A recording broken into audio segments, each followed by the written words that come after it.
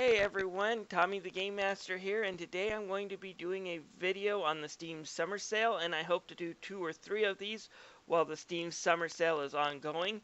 I did one of these last year pointing out a lot of really great games that were on sale, but since I was a little slow getting into it, I only got it out during the last days of the sale, meaning it ended shortly after I published it, and most people had already made their decisions by then, as well as the fact that it ended right afterwards meant nobody had really time to go look what I was saying and make decisions on this.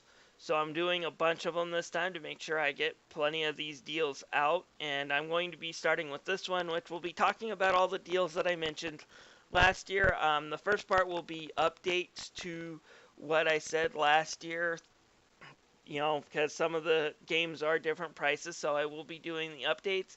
And then for the games that are still the same sale price as last year, I will just be recutting last year's footage into this one. Yes, I am that lazy. Still, I want to get these out somewhat fast. I should also mention, unfortunately, that some of the hits last year that I really enjoyed, Valkyria Chronicles and the Star Trek games that I mentioned last year, are not on sale this year, unfortunately. Valkyria Chronicles is just going to be $20 if you want to pick it up. It's a great game worthy of $20, but it was on sale last year. Unfortunately, Sega did not mark it down this year. And the Star Trek games are pretty good DOS games.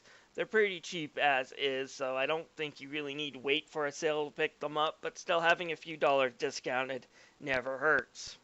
Anyways, that's enough for this rambling preamble. Let's get on with the sales. Azure Striker Gunvolt. Regular price is $14.99.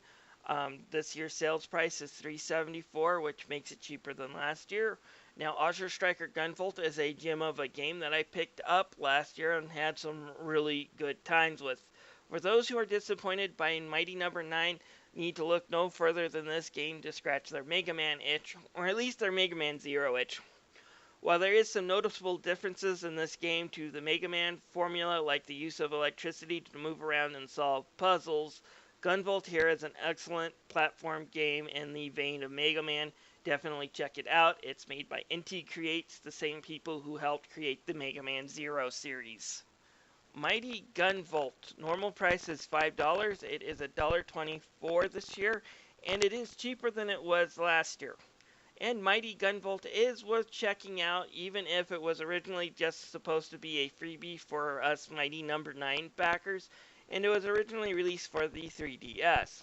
The Steam version has some extra content thrown in, and while it's not the best 8-bit recreation I have ever played, it's far from the worst. Still, it does have some nice charm and a little bit of fun with its retro graphics. Again, like I said, this one is definitely worth checking out for a cheaper price, because I don't know if I could recommend it for $5.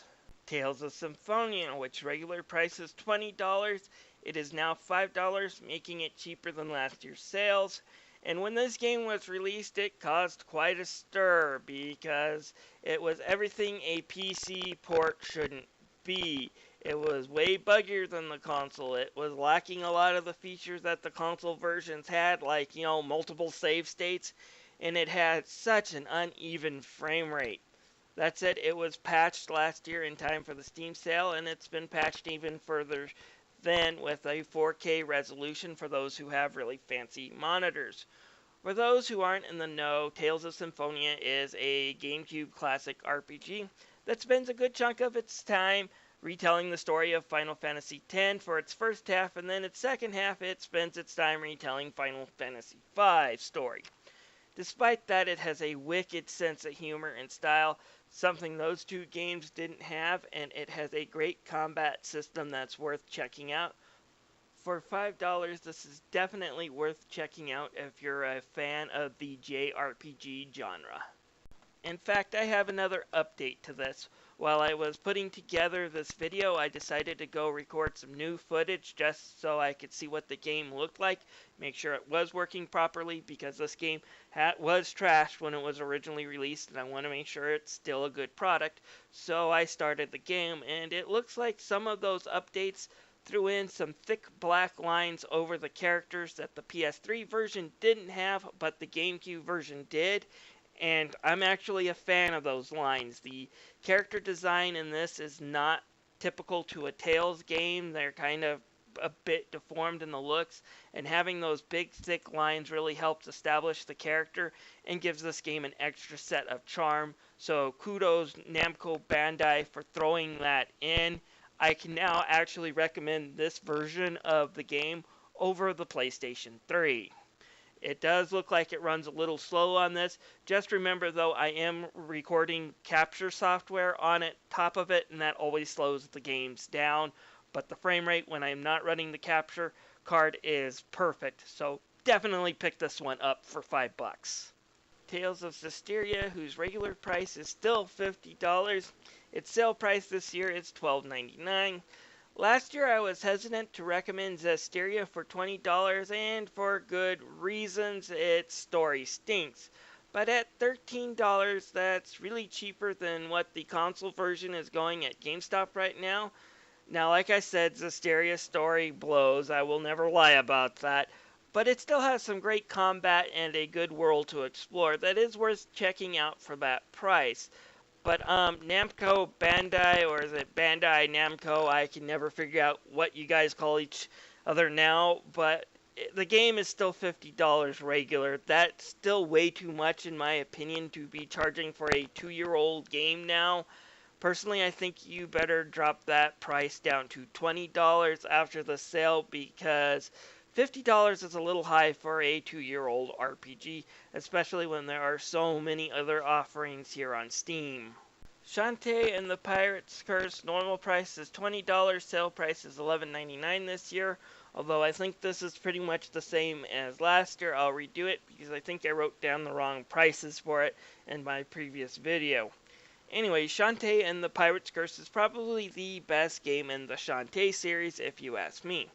Originally released on Nintendo platforms, which the video you're seeing is a review I did on the Wii U version of the Pirate's Curse. It's still the best Shantae game, blending Metroid and Castlevania 2 elements perfectly with a really charming story. The only thing you have to watch out for is that final stage, which throws one hell of a difficulty curve at you, as well as there is some MacGuffin hunting, which is something that annoys me. But it's a perfect game besides that, well worth checking out for $20, but on sale for $12. Definitely pick this one up if you're a gamer. Poker Night 2 discounted to 99 cents this year. Its normal price is $5. Here's another one that is cheaper than last year and well worth an investment of $1. Don't buy this though if you're looking for a good poker simulator, but rather for an interesting experience, as the game sits you down to play poker with Sam from Sam & Max, Claptrap from Borderlands, Brock from the Venture Brothers, and Ash from the Evil Dead series. Throw in GLaDOS from the Portal series as your insane dealer, and this is really unique, funny, and charming experience that I played a good 35 hours of and never really got bored of.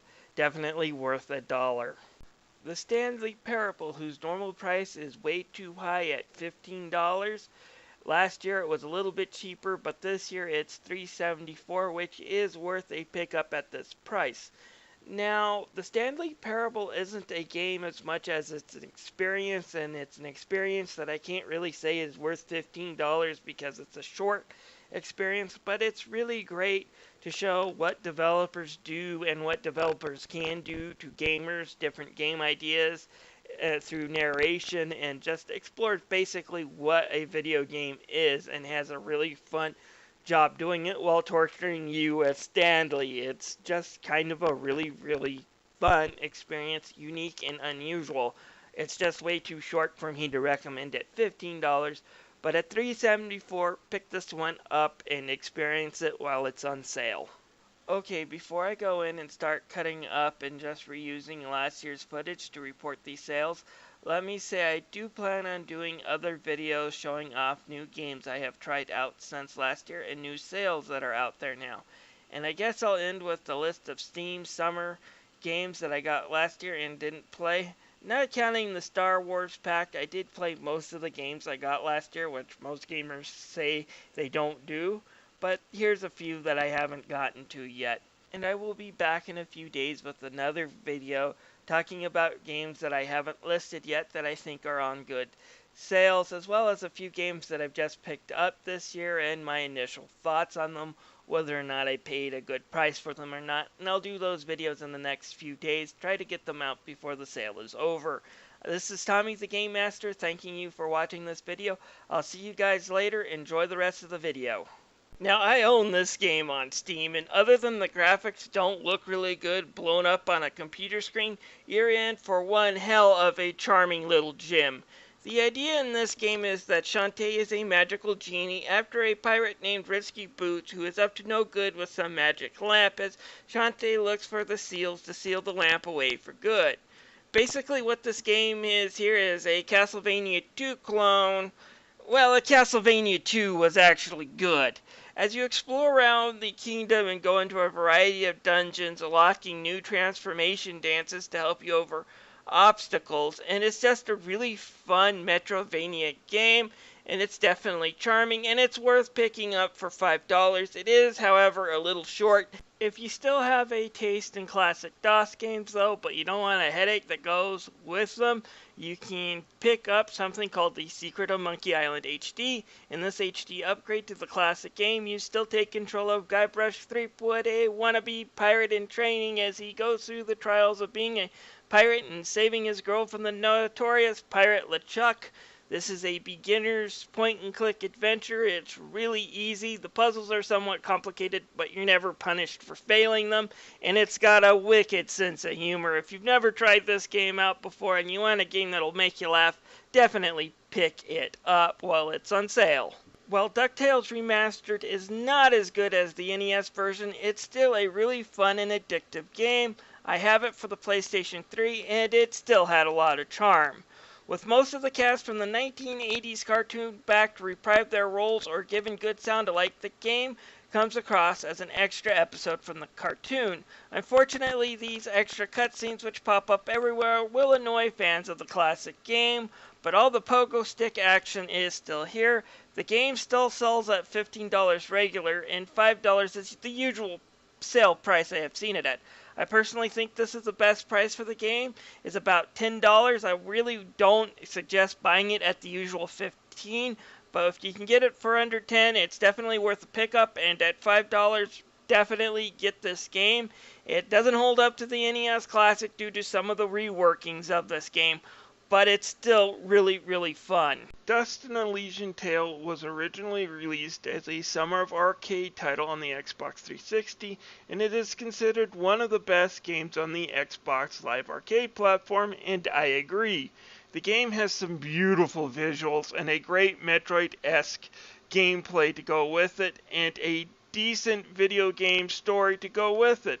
In this game, you play as an amnesiac warrior named Dust, whose adventures with a talking sword and flying squirrel creature managed to get him into a fight against the warlord named Gaius and to protect the Moonbloods, who Gaius is out to eliminate.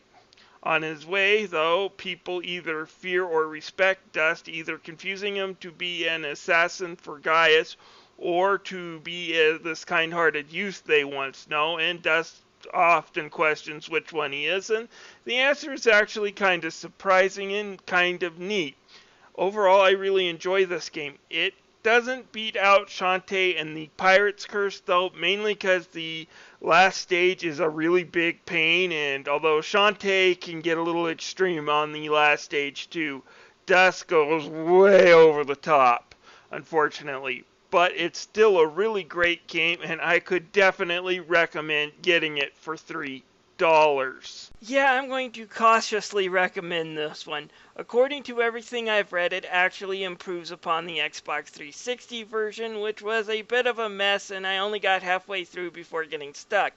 That said, unlike a certain other Square Enix game that also came out about the same time with a lot more fanfare and was a more flash than substance type of experience with lousy characters, Last Remnant at least tries to be a good RPG. Tries and utterly fails and does it spectacularly, but it does try. Open world settings, a lot more customization, and a story that is somewhat interesting, at least in the first half.